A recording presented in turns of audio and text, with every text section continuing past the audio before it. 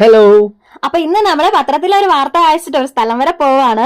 എവിടെയാണെന്നല്ലേ? അതായത് നമ്മുടെ കേരളത്തിൽ എല്ലാ വർഷവും പുസ്തകോത്സവം നടത്താറുണ്ട്, നിയമസഭാ പുസ്തകോത്സവം. അപ്പൊ അതുപോലെ കർണാടകയിലെ പുസ്തകോത്സവം കാണാനായിട്ടാണ് ഞങ്ങൾ ഈ പോകുന്നത്. അതെ, ഞങ്ങള് മാതൃഭൂമി പത്രത്തില് 2 ദിവസം മുന്നേ വായിച്ചായിരുന്നു. വിധാൻ സൗധ എന്ന് പറയുന്നത് കർണാടകത്തിന്റെ നിയമസഭയാണ്.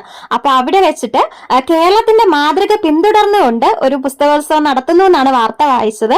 അതായത് ഇവിടുത്തെ സ്പീക്കർ കേരളത്തിന്റെ ഈ വർഷത്തെ നിയമസഭാ പുസ്തകോത്സവം കാണാൻ വന്നിട്ടുണ്ടായിരുന്നു. അപ്പൊ അത് കണ്ടിട്ട് അദ്ദേഹം ഇൻസ്പയർഡ് ആയിട്ടാണ് ഇവിടെ നടത്തുന്നത് എന്ന് പറഞ്ഞിട്ടാണ് ഞങ്ങൾ വാർത്ത വായിച്ചത്. അപ്പൊ നമ്മുടെ നാട്ടിൽ വന്നിട്ട് ഇൻസ്പയർഡ് ആയിട്ടുണ്ടെങ്കിൽ നമ്മൾ എന്തായാലും വന്ന് കാണുമല്ലോ. അങ്ങനെയാണ് ഞങ്ങൾ എന്തായാലും വരാന്ന് വിചാരിച്ചത്.